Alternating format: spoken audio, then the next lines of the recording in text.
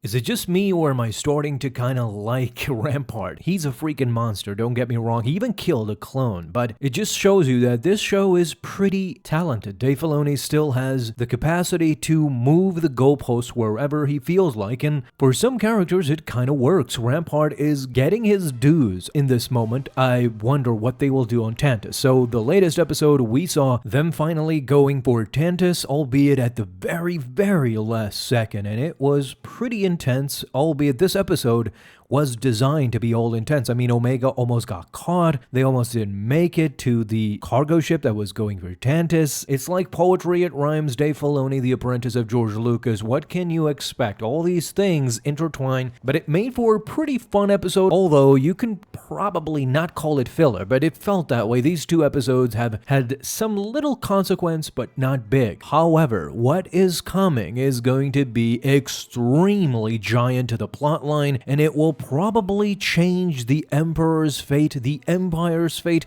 and a lot more, because by now I think we have realized that Project Necromancer isn't going anywhere. As of right now, I don't think that not only will Hemlock be stopped and Tantus will be destroyed, but what's more is that Palpatine will have to postpone his plans for his cloning facilities, his regeneration techniques, everything he is planning, he will have to postpone. Now, the comics show us that Darth Vader, years later after Empire Strikes Back, will discover that Palpatine has actually moved his plans over to Exegol, the planet that we see in the sequels.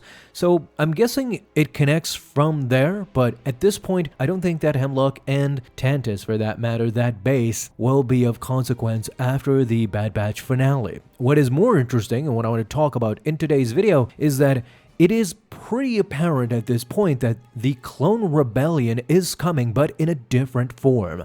You see, in Legends, most of us, when we started the Bad Batch, we expected the Clone Rebellion to happen on Kamino. That's how it happened in Star Wars Legends. In fact, in the own missions of the old classic Battlefront games, you participate as Boba Fett as you're killing your father's clones. You have a Clone Rebellion happening on Kamino between the Empire and the Kaminoans who orchestrated the uprising. In the end, of course, the Empire defeated the Clone Rebellion and destroyed Kamino, but in this series, we saw that there wasn't much of a clone uprising. The clones just went along with it, albeit from a few clones who actually discovered what was happening and they defected. What's interesting here is that this time around it's going to be different. Everything's going to take place on Tantus. Even in this episode, we get a line from Hunter that specifically mentions the clones that they were going to rescue to Rampart. So even Rampart, it will be essentially part of the plan as it seems. Now, we have to talk about something very important, because as of right now, we don't have any information on Rex, Wolf, Cody, or anybody else outside of Echo and the gang. So why is this? Are they going to take up the entire facility by themselves? Well, we see Rex involved a little bit in the final trailer that was shown, showcasing the final episodes and what's going to happen, the culmination of them. What you see in this episode, however, is that nobody really knows where Tantus is located, including Rampart. The only way they could get to Tantus was by hitching a ride on a Imperial cargo ship heading there. And this is why this episode was kind of important, because once Hunter and the others realize the real location of Tantus, this will be the moment when they eventually, I think,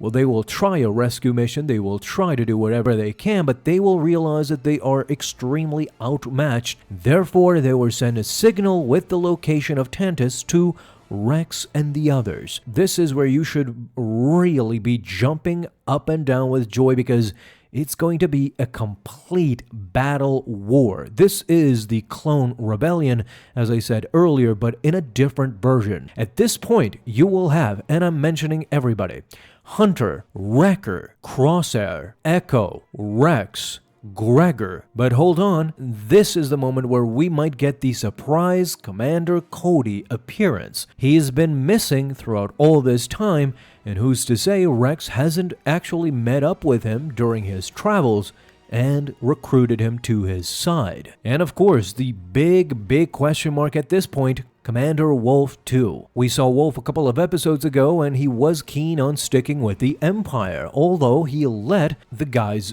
go. I speculated in a video of mine recently that this might have cost Wolf his freedom. One of the clones must have tattled on him and therefore Wolf was sent immediately to Tantus as a prisoner, but we won't find this out until the finale or one of the next episodes. And what could be better? On the outside, Rex and Gregor with the others are leading the war against the Empire.